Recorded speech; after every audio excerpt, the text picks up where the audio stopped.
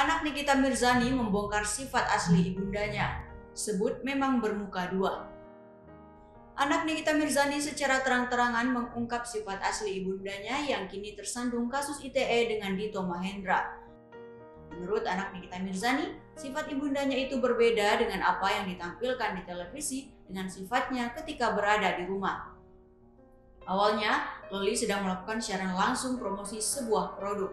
Namun karena banyaknya warganet yang mencibir ibunya, Loli pun geram dan menghentikan live-nya. Beberapa warganet mengatakan jika Nikita Mirzani bermuka dua.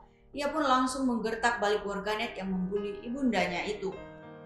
Menurut Loli, Nikita merupakan sosok yang baik dan tidak pelit kepada karyawannya.